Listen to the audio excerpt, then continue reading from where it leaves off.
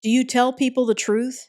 Just how honest are you? But the biggest question is, do you tell yourself the truth? When it comes to honesty towards ourselves, well, that can be tough. Most of us believe we are our self concept, our idea of ourselves. It is who we are invested in. It's our identity, our ego. I'm not talking about ego as an inflated attitude, but rather the ego simply as our identity. You know, all the aspects of the person that we think we are. And this person has certain values. And sometimes the truth doesn't mesh with the values of our self image. Hi there, I'm Jess, and this is episode 9 of our Quitting Drinking series. Now, for more people to find these videos, your interaction is critical. So please give me a like and a subscribe, and I totally welcome your feedback in the comments. Also, I will include a link to the entire playlist below. Today, I want to have a heart-to-heart discussion about a very touchy subject, which is a realistic look at our relationship with alcohol. And most people really don't want to go this deep. So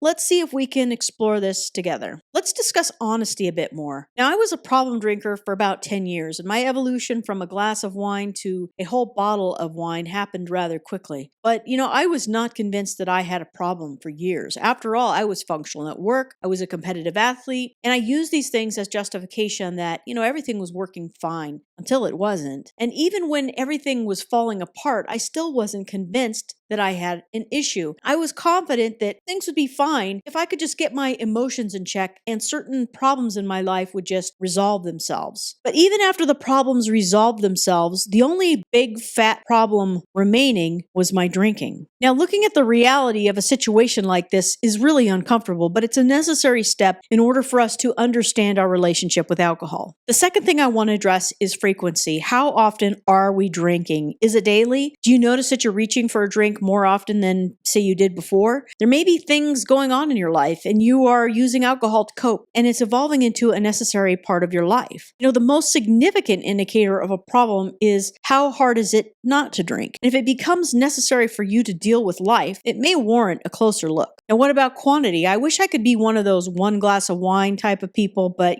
I'm not, and I never will be. And I've proven that to myself over and over again. For some reason, I just don't have that off switch. So how much are you drinking? Let's get real. Most of us drink for a desired effect. Do we find we have to have more to reach that point? Tolerance naturally happens when we increase the frequency of our consumption. So if you notice that it requires more to get you to that buzz, then be aware of a potential problem developing. Next, let's talk about how it's impacting daily life. How is it going at work, at your job? What about your family and kids? Were your kids frightened by what you said or did when you were drunk? What about your relationships? Were words exchanged the night before due to your boozed up behavior? Did you fall? Did you get injured? Did you get in a fight? Or God forbid, did you get arrested? As my alcohol habit got worse, I found that my hobbies just fell to the wayside. Previously, I was an avid reader. I no longer read books. I stopped racing my mountain bike because I couldn't follow a training plan, and I was always running late. I would neglect just the basic essential responsibilities in life, and I just couldn't enjoy anything anymore. And I avoided, my friends and my family and just isolated myself. Are we using alcohol to escape feeling bad? For me, I had things going in my life that absolutely required me to be clear-headed, but I had reached such a hopeless state that alcohol was where I found relief. It numbed out all the stress, and it was my survival mechanism to make it another day, or so it seemed initially. That's why using alcohol in this way can be a slippery slope. If we're using it as an emotional crutch, you never know when it's going to cross that line where suddenly it's an issue of dependence, and that's where things can get really dangerous for us. When it does reach that level of dependence, we're now affected on the physical level. Symptoms like shaking and sweating and waking up at 3 a.m. feeling like your heart is about to jump out of your chest. Maybe you're highly aggravated and irritated at everything and everyone until you can have that drink. These are all indicators that alcohol has become like a disease in your body and your entire cellular makeup is being affected. So if you are concerned about your drinking and you decide to cut back or take some time off, this is the point where we are trying to manage our drinking.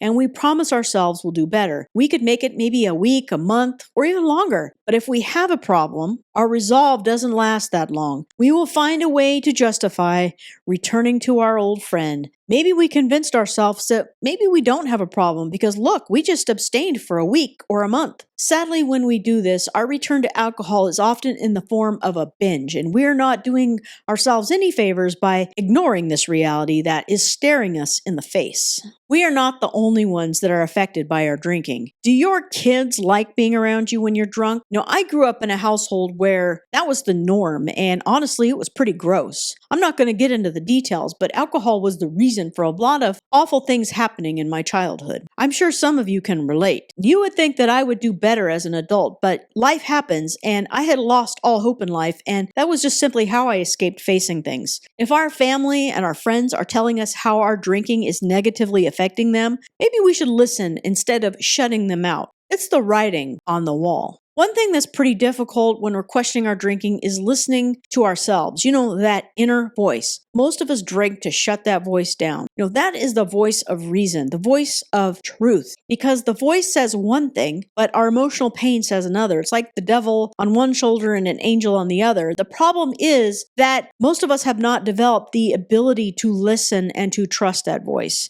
But it's there. And if you have the self-awareness to hear it, listen and trust. In closing, I want to emphasize how emotional maturity is required to gain an understanding of how we are using alcohol. It's an assessment that it's not always possible if we're just not ready for it.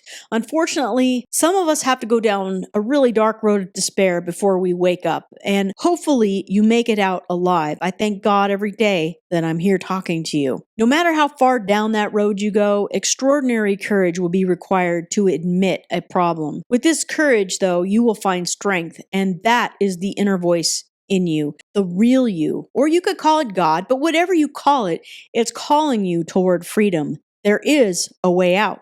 Please share this video with someone it might encourage. And also, again, please like this video and subscribe so we can get the word out. Thank you for being here, and I will see you next time.